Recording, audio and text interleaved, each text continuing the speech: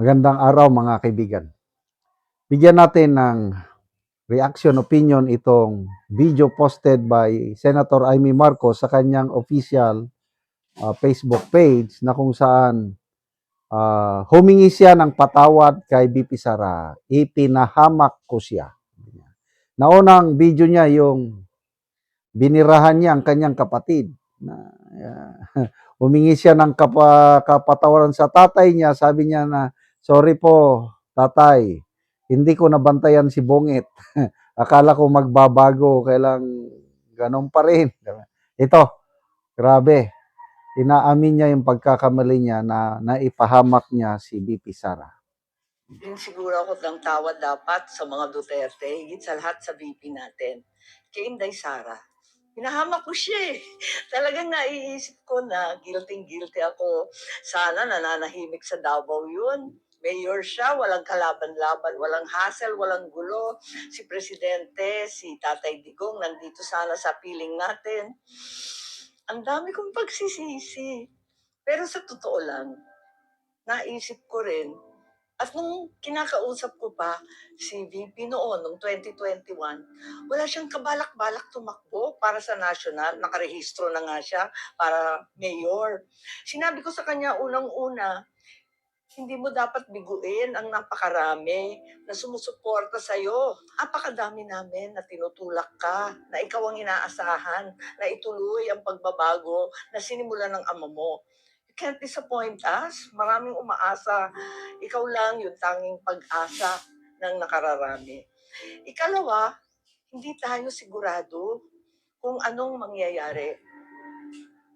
Tignan mo yung pamilya ko, hindi mo naman iisipin na darating ang araw na uupakan kayo, yuyurakan ng pangalan. Talagang aping-api ang pamilya. Ganyan ang politika, brutal. Ngayon, nag-uusap kami, sabi nga niya, pag nayayamot, sasabihin sa akin, kasalanan mo to eh, dinamay-damay mo pa ako eh. Sabi ko talaga, dinamay kita para hindi ko naman akalain magkakaganito. Higit sa lahat, isipin natin, kung mayor ka lang, ano kaya ang gagawin sa iyo? Anong gagawin sa syudad mo, sa Davao, sa buong Mindanao at Mindanawan? Mabuti nga, VP ka, kahit papano, number 2 sa buong bansa. May paninindigan, may tatayuan. At least, kahit papano, kahit inaapi, kahit ini-impeach, VP ka pa rin. Nasa posisyon kang tumulong sa iba at ipaglaban kaming lahat.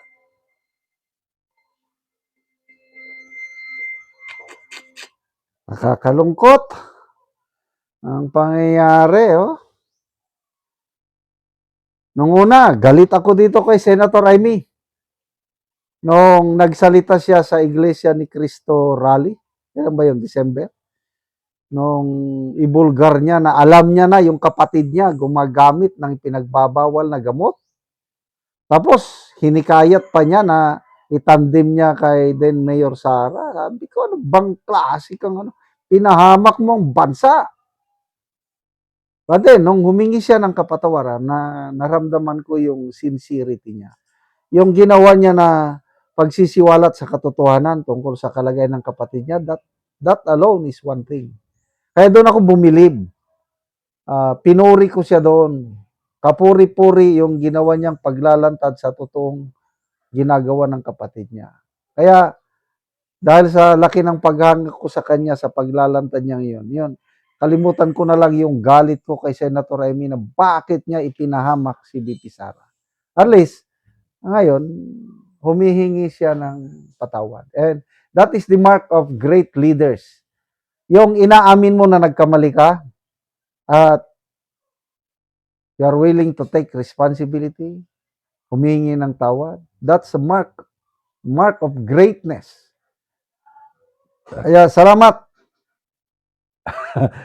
Senator Amy sa iyong pag-amin at yun nga, sabi mo, minsan nayayamot si BP Sara, pinahamak mo. Totoo naman.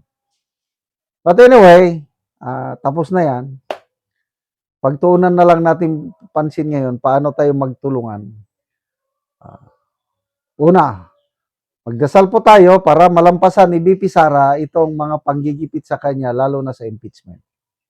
dasal po tayo na yung petisyon sa Supreme Court na isinampa ng mga abogadong kakampi ni VP Sara ay aksyonan kaagad ng Korte Suprema at sana mag-issue ng temporary restraining order at ipatigil yung fishing expedition. Yun man lang. Hindi naman pinapatigil ang ginagawa ng Kamara, yung determination of probable cause.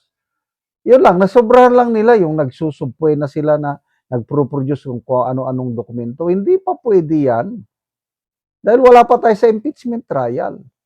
Kaya sana, may, may TRO. Abangan natin. At nakikita ko kasi dito sa Kamara mini trial ang tawag Diyan pa lang gusto na nilang sirain si VP Sara. They're hoping na maraming tao ang mapapaniwala nila na takot si VP Sara humarap sa pananagutan, kaya tumatakbo sa Supreme Court. But hindi nila alam, maraming alas si VP Sara. Pag nagsimula ng trial, ako excited na ako, magkakaroon talaga ng bloodbath. Maraming mga testigong ilalabas o ebidensyang ilalabas ni VP Sara.